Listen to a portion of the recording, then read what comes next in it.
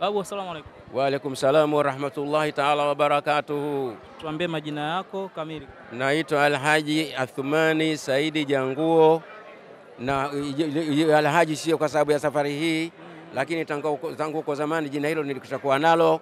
Nilikishahiji mara 4. Hii imekuwa karibu ya 5 na umra nimefanya. Namshukuru Allah subhanahu wa ta'ala kwa kuniwezesha kuweza kutekeleza hayo. Hija yako ya kwanza ilikuwa mwaka 1174. Kipindi una umri gani? Sasa wewe utahesabu tu. Okay. Nimezaliwa saa 65. Sasa kutoka saa 65 mpaka 74 utafanya mwenyewe hesabu yako miaka nilikuwa na umri gani. Utofauti wa ibada hii kwa miaka hiyo uliofanya ulikuwa ni upi? Kwa kweli utofauti ni kubwa mno. Sasa hivi manake ule wingi wa watu imekuwa zama. Mimi nilikuwa ninachungwa kama mtoto mdogo kwa sababu nilikuwa siwezi hata kutembea mwenyewe hivi. Unaona, kwa sababu watu wamejaa kupita kiasi na majengo kule yameshabadilika, sio vile kwa wale ambao wameweza kuhiji na siku za nyuma hizo. Wakienda leo sio Maka wanayokumbuka, wala sio Madina ambaye tulikuwa nayo siku zile, wala na ukienda kule nani wapi hapa Mina, Arafa. Zamani tulikuwa tunakwenda Arafa, wale nilokwenda nao wanajua, wake zangu wawili tulikuwa tunakaa katika vibanda vya vya kama miamvuli hivi. Sasa hivi kumejengwa, ukifika labda kutoka hapa mpaka magereza Ukonga kule, hapa pote tayari sio mahema, vibanda, majembo. Babu, gharama ni kubwa sana za kwenda kufanya ibada ya hija. Kwako hii imekuwaje rahisi? Kwangu haijakuwa rahisi, kanirahisishia Allah subhanahu wa ta'ala. Katika watoto wangu kuna mmoja, si lazima nitaje majina, alinipeleka umra mwaka huu mwezi wa Ramadhani mwisho, akasema niende na hija, akanipeleka tena hija safari hii. Lakini hizo hija za nyuma nilikuwa najigharimia mimi mwenyewe. Una wake wawili umesema? Ndio. Umeshafanya ibada hiyo na wake zako pengine kwenye hija? Kila mmoja nilienda naye hija, kila mmoja. Okay. Changamoto zipi ambazo wewe umekutana nazo pengine ulipofika huko, kabla ulipoanzia hapa mpaka huko ulipofika? Changamoto ni kubwa zaidi ni kwamba kila mmoja anataka kufanya ibada, na kwa kuwa tumekuwa wengi zaidi ya watu milioni 5-6, si mchezo.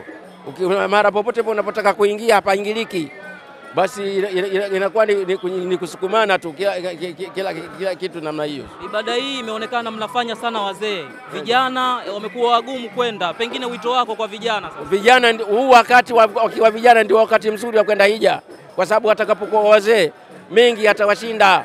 Si mimi nakwambia, nilikuwa ninatunzwa kama mtoto mdogo, lakini akiwa kijana anakwenda mwenyewe, kila mahali anafanya mwenyewe. No. Basi shukrani. Sasa mimi nimepata bahati, yule binti yangu yule pale ndio alionipeleka umra mwaka huu, na akanipeleka hija tena. Lakini sio hivyo tu, wenzake nao wengine niko kule wananitumia hela za matumizi, sikupata tatizo lolote kule. Mama, wewe ndio umempeleka mzee hija. Nini hasa kilikushawishi mpaka kumchukua mzee kumpeleka hija? Bismillahirrahmanirrahim. Aliompeleka hija ni Mwenyezi Mungu. Mimi ilikuwa ni sababu tu, na nimelia sana kwa sababu ilikuwa ni ndoto yangu kumuona baba akienda hija. Alikuwa anatamani sana. Kwa hiyo namshukuru Mwenyezi Mungu, amenipokelea dua yangu, amempeleka salama na amerudi salama. Mzee amesema ameenda zaidi ya mara moja. Pengine hizi zote wewe ndio uliohusika ama? Hapana, nilikuwa hata sijazaliwa. Wewe umeshafanya hata mara moja? Hapana, sijakwenda. Niliona kutokana na umri wake hakuna zawadi kubwa kwa sasa unaweza kumpa mtu kama mzee wangu zaidi ya kumpeleka karibu na Mola wake. Hilo ndio lilikuwa linanisukuma. Wito wako sasa kwa watu wenye wazee kama wewe ulivyofanya, kipi wafanye nao ili waweze kuwafurahisha wazazi wao? Na zaidi kumfurahisha Mwenyezi Mungu, lakini kupitia radhi za wazazi. Sisi wote tunahitaji radhi za wazazi. Kwa hiyo mimi nilikuwa nafanya kupata radhi ya mzazi, na nawaombea wenzangu ambao wanatamani wamuombe Mwenyezi Mungu. Haikuwa rahisi, Mungu alitusaidia. Kwako wewe pengine tutarajie lini yani, au mwaka gani unaweza Natumai Mwenyezi Mungu amemjalia, amemkumbusha baba kuniombea. Kwa hiyo inshallah nitaitwa mwaka ujao. Kitu kikubwa tupendane, na tumeletwa hapa duniani kwa kazi moja tu, kumcha Mwenyezi Mungu.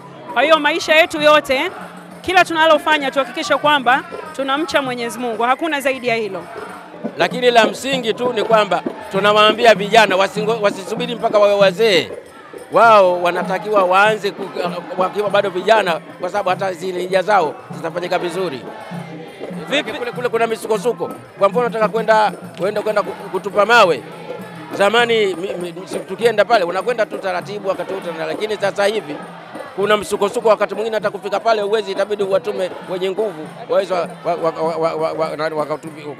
Swala la huduma sasa kwa hizi taasisi ambazo zinawasafirisha kwenda kufanya ibada ya hija, umelionaje huduma? Mimi nawashauri watu wasiende peke yao, watashindwa na ibada zao haziwe nzuri.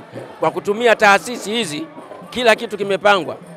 Sisi kwa mfano kabla hatujaondoka, najisemea mimi mwenyewe, basi nilikishanunuliwa sanduku ya kwenda nayo, nimekusajisi vifaa vyote ambavyo unavyotakiwa kwenda kuvitumia kule viko mle ndani, ingawa unavilipia katika gharama, lakini vimetengenezwa tayari. Halafu ukifika kule kuna tatizo la kupata mahala pa kulala.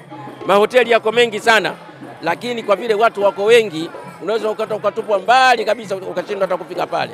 Lakini ukienda na taasisi hilo lakini lingine kubwa zaidi, kwenye taasisi wanakuwa na viongozi ambao ni alim, watu mashehe.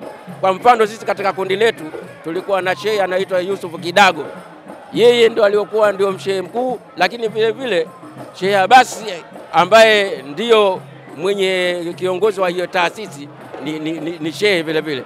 Kwa hiyo kila mkienda, hata mkienda kwenye kufanya kwenda ziara, mnaanza kuambiwa kule mnakwenda kufanya nini na mfanye nini na kila kitu, mnaelekezwa vizuri.